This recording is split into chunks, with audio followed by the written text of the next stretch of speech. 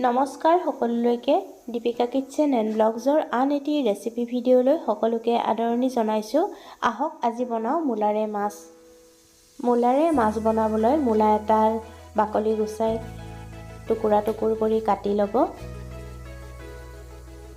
যদি ৰেচিপিটো ভাল লাগে ভিডিঅ'টোত লাইক কমেণ্ট শ্বেয়াৰ আৰু দীপিকা কিটচেন চেনেলটো যদি এতিয়ালৈকে ছাবস্ক্ৰাইব কৰি ৰখা নাই চেনেলটো ছাবস্ক্ৰাইব কৰি কাষতে থকা বেল আইকনটো প্ৰেছ কৰি অন কৰি ৰাখিব। আলু এটাও ঠিক তেনেকৈ টুকুৰা টুকুৰ কৰি কাটি ল'ব। পিঁয়াজ এটা কাটি ল'ব। আনফালে বৰালি মাছখিনি নিমখ আৰু হালধি সানি ল'ব। ইয়াত সৰু বৰালি এটা লোৱা হৈছে। কেৰাহী এটা গৰম কৰি ল'ব আৰু গৰম হ'লে সৰিয়হৰ তেল দি নিমখ হালধি সানি ৰখা মাছকেইপিচ ইলুটি সিলুটি কৰি ৰঙচুৱা কৰি ভাজি ল'ব। ভাজি উঠাই ৰাখিব।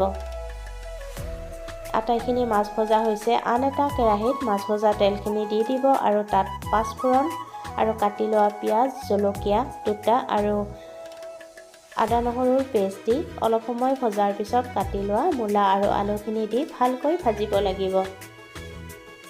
এতিয়া সোৱাদমতে নিমখ আৰু হালধি গুড়ি দি দিব আৰু তাৰপিছত পুনৰ অলপ লৰাই ভাজিব লাগিব।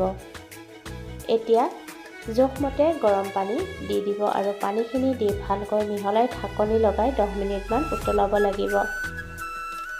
10 মিনিট উতলাৰ পিছত তাত ভাজি ৰখা মাছকেইপিচ দি দিব আৰু তাৰপিছত ভালকৈ মিহলাই পুনৰ ঢাকনিখন লগাই 5 মিনিটমান উতলাৰ পিছত নমোৱাৰ আগে আগে জিৰা গুড়ি ধনিয়া গুড়ি আৰু কাশ্মীৰী জলকীয়া গুড়ি দি ভালকৈ মিহলাই ধনিয়া পাত কাটি গেছৰ জুই নমাই ৰাখিব। এয়া মূলাৰ সৈতে মাছৰ ৰেচিপি ৰেডি।